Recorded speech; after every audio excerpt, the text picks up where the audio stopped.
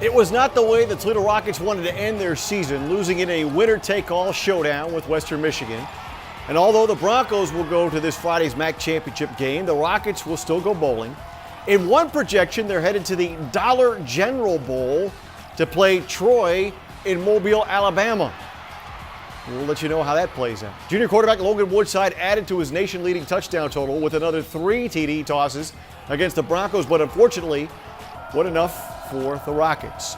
Now, despite the loss, Woodside's season has been the best in Rocket history. So much so, the Heisman Trophy Trust has their eye on him. He's done just about everything he could do for Jason Candle this season, breaking school records, among the nation leaders in stats, and beating that team just down I-75. Again, that's right, they've done it again. As a Bowling Green alum, I can't hear that enough. I guess I could. I don't want to hear it anymore. BCSN's Tom Cole had a chance to sit down with the pride of Frankfort, Kentucky, Logan Woodside, in this week's Sports Nightly Spotlight. You know, you're having an incredible year, but this Bowling Green game, talk to me a little bit about, because you had a great performance. Talk to me going into the game. Did it unfold exactly the way that you had anticipated? Kind of take us back inside that game. Yeah, well, I think first and foremost it's a big rivalry for all of us, and we wanted to come out and play well. Obviously, you know, didn't get off to a great start, but we got a rhythm going and just found a way to get a win, which was really encouraging. You know, you found your big guy, the tight end. We were chatting about Michael Roberts. You know, I was just amazed that, you know, he's 6'5". I thought he was 250. You say he might be 260. He can run, he can catch. That's got to be a quarterback's best friend. I mean, he's got to look like it when you're in the pocket. People don't realize when the quarterback's in the pocket, things close in on you because everything's all around you, and he's got to look like an aircraft carrier running down there.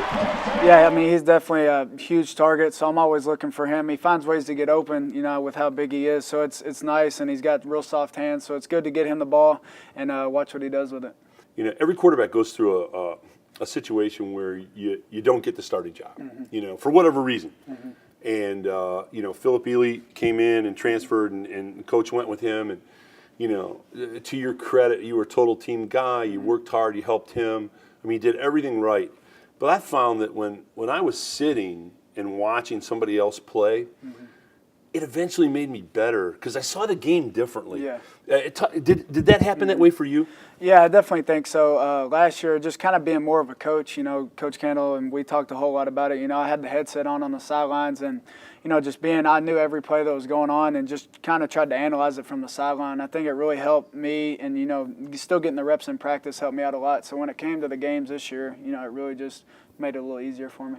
You know, take me inside your offensive line. I know what they mean to you and how good they are and what a great job they do protecting you and how great they are in the run game because, as you know, a quarterback's best friend is the run game because the defense can't tee off on you and you guys can pound it. I mean, you guys can get after it. Talk about your offensive line.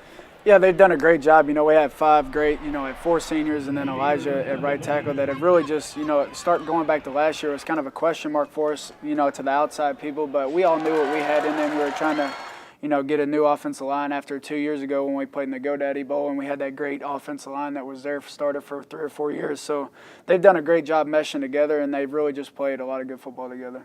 Give me 1 or 2 things that you tell a young kid. You want to be good at this game? Here's what you have to do. I definitely think you got to prepare. You got to continue to get better each day. You know, nothing's ever going to be handed to you, especially at this, you know, at this level of football. You know, at the Division I level, and you just got to have fun with it. You know, I mean, I've dreamed of, you know, doing this my whole life, and it's finally coming true. So it's something that I've worked at ever since I was a little kid, and just continue to get better at. You're a respectful guy, and you're a leader.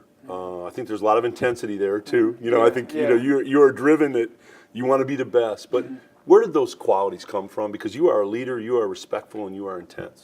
I think it all starts with my parents. You know, they raised me up right. My grandparents, you know, they're at every game. They're always with me. And just how I was growing up as a kid, that was just a big thing growing up in the house. You know, we're going to respect people. And then even getting to college, you know, Coach Candle and when Coach Campbell was here, we want to talk about respect, treat women right, and just don't ever lie.